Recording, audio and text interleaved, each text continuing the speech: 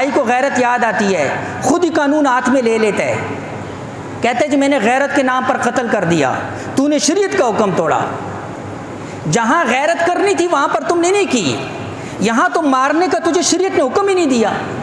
یہاں تو شریعت نے تجھے اختیار ہی نہیں دیا، قانون ہاتھ میں لے کے لینے کا شریعت نے تجھے اختیار ہی نہیں دیا، تو اپنے باپ کے قاتل کو بھی اپنے ہاتھ سے خود قتل نہیں کر سکتا۔ تو یہاں پر جو ہے نا جی ایک عورت نے اگرچہ اس نے جو ہے نا جی باغی ہے، گھر سے گئی ہے، اگر اس نے حلال نکاح کیا ہے تو یہ باغنا جرم ہے، لیکن تیرا اس کو قتل کرنا جو ہے نا جی یہ کسی شریعت کے اندر اس کی اجازت نہیں۔ کوئی ایک فتویٰ اس کے اوپر دکھا دو، جہاں غیرت جاگنی تھی وہاں تیری غیرت نہیں جاگتی ہے۔ میں عرض کر رہا ہوں، دیوس میں نے آپ کے سامنے عرض کیا، تو اسی طرح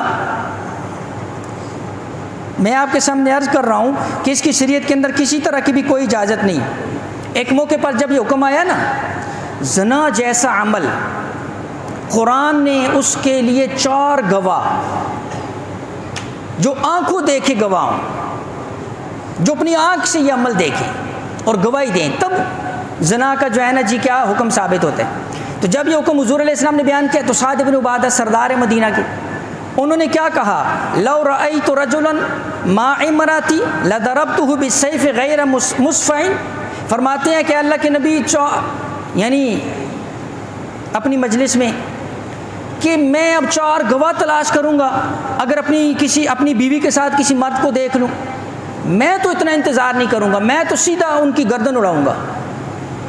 حضور علیہ السلام کے سامنے اس کا ذکر ہوا،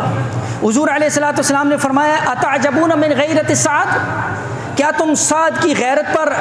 تعجب کرتے ہو کہ سعد بڑا غیرتی ہے جی، اور سعد نے کہہ دیا کہ جی میں ایسی حالت میں بیوی کو دیکھوں میں تو گردن اڑاؤں گا۔ فرمایا واللہ لأنا اغیر منہ واللہ اغیر منی، فرمایا اس ذات کی قسم، اللہ کی قسم، میں سب سے زیادہ غیرت والا ہوں۔ حضور نے اپنے بارے میں فرمایا، اور پھر فرمایا اللہ مجھ سے زیادہ غیرت والے ہیں، یعنی یہ حکم جو 4 گواہوں کا ہے یہ کس نے دیا ہے؟ یہ اللہ نے دیا ہے، اور اللہ سے بڑی غیرت والی ذات کون ہے؟ یعنی یہاں پر حضور علیہ السلام نے سعد کی غیرت کا تذکرہ کیا ہے، لیکن سعد کے اس عمل کی، گردن اڑانے والے عمل کی حضور علیہ السلام نے تائید نہیں کی ہے، حضور علیہ السلام نے اس پر رضامندی کا اظہار نہیں کیا ہے۔ جاؤ دیکھو ہر محدث نے اس حدیث کی یہی تشریح کی ہے۔